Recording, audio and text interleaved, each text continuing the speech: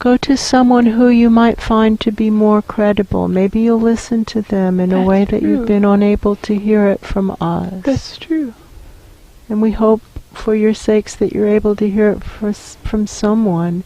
This is like having a child who one loves really thoroughly, and the child is messing up his life. That's true. And seems to be unable to hear it from his mama. That's true. And so we send the child into the world to learn his messages from someone else, and we really pray that he can learn his messages from someone else. But if he doesn't choose to, there isn't anything that we can do because he's not listening to us. That's true. It's the same. You're not listening to us, and some of you really love you deeply. That's very true. We really do. But you're not listening to us, and so this is a waste of everybody's time, energy, and effort. So please go to Crick and Watson and listen to them. Listen to their life messages. And next we have Tu Yu. And she's a Chinese That's scientist. really her name. Her name is Tu Yu. She's Chinese. Tu Yu. That's her name. She's Chinese. Tu Yu won a Nobel Prize in medicine, which is typically given to Western medical practitioners, but she used traditional Chinese medicine, acupuncture, etc., and herbalism to develop some anti-malarial drugs that are very effective enough to win her the Nobel Prize. That's true. And Tu Yu has some clarity and some things that she would like to say, and maybe you could benefit from living with that really crisp mind. That's true. And she expresses herself well, so you can pick it up from her. That's true. And so we'll send the messages to her so that she can express them to you. And she's Chinese, and so it's completely a different way of expression, completely a different way of thinking. That's true. Maybe it'll be more to your liking. That's true. And next we have Noam Chomsky. Noam Chomsky is known for the broadness of his intellectual curiosity, that he's an intellectual with curiosity in many different arenas. He is also a scientist, but he's curious about other things other than his precise field of interest. He's interested in how things work. He's interested in the ultimate nature of reality. He wants to understand life.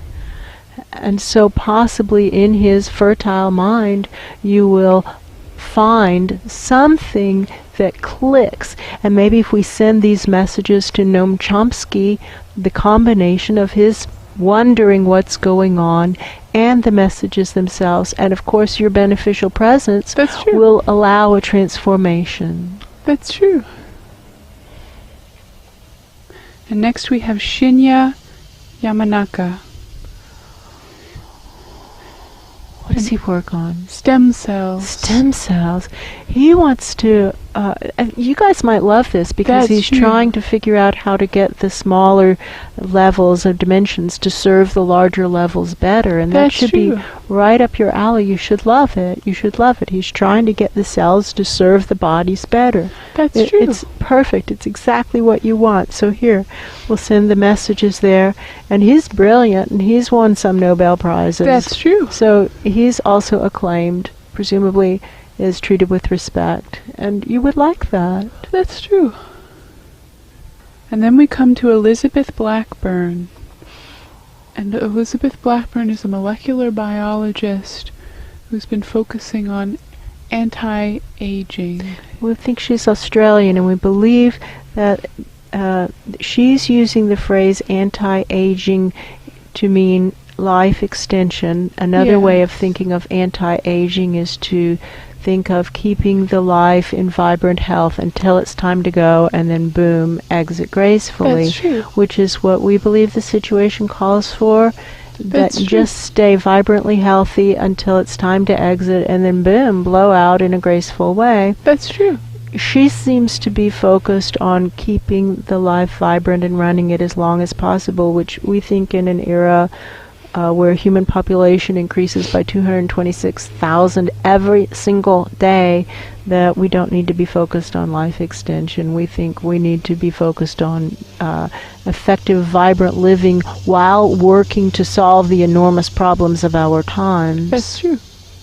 But not on extending human life. We think when it comes to that what we need to do is support the Right to Die movement. That's true. Support organizations like Compassion and Choices, and let people die when they want to. Why do we make that into a big deal? If somebody wants to die, let them die. Why is that bad? Why are we even assuming it's bad? Why do we assume that we know better than they do whether they should be living or dead? Isn't that kind of offensively pompous?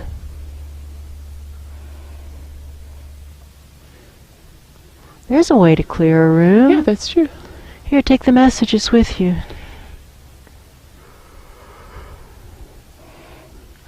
And that's the end of the list of famous scientists.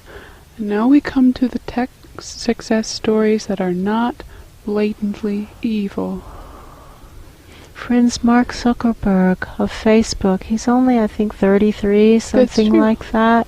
He's a young guy, and he hasn't given up on doing the right thing. That's true. He really is at an important crossroads in his life, and it would be sad if he, too, decided to just be evil. That's true. And so why don't you go support him in that choice? Meanwhile, he's got a sack of money, something like 56 billion or something. That's he's got true. a big sack of money. You better give us the correct number. 60 billion net worth. 60 billion. Sorry, I shorted him 4 billion. He's got 60 billion. So he's got a good-sized sack of money. That's true.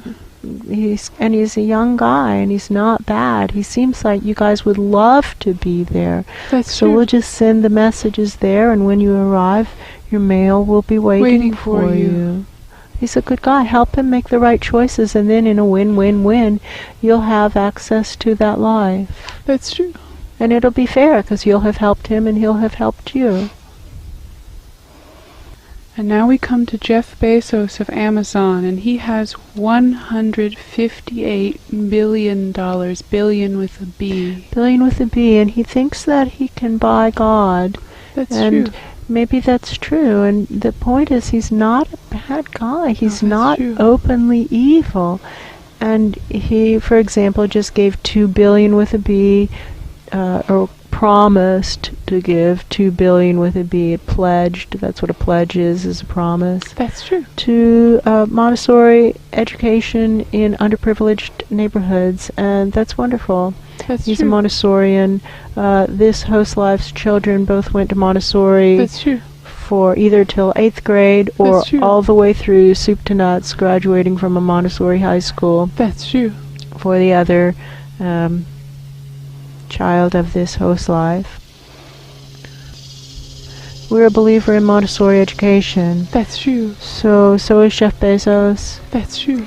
Montessori education teaches out-of-the-box thinking, That's which true. we are believers in, especially in these crisis times. Now, Jeff Bezos has a pot of money that we don't know how big the Vatican's pot of money is in answer to someone's question. That's We true. don't know. I'm sorry. We can look that up, and we'll be happy to tell you how big the Vatican's pot of That's money true. is, if we can find it, which it might be difficult to find.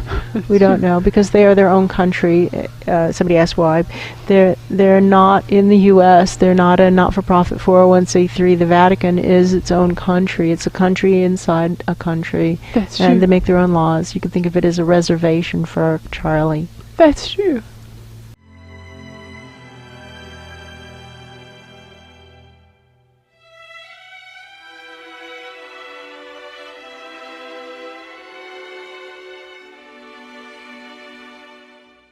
Friends, Jeff Bezos, for whatever reason, is still with his original wife, and there are theories put forth about why that is, but he's not the most revolting person in the world, and That's his true. original wife, like he, is also a Princeton grad, That's and true. they met at a consulting firm where he was interviewing her for the job, and he says that he knew her SAT scores before he met her, and that he wanted a resourceful wife. And what do you mean by resourceful? It's all in the definition. His definition is somebody who could get me out of a third world prison.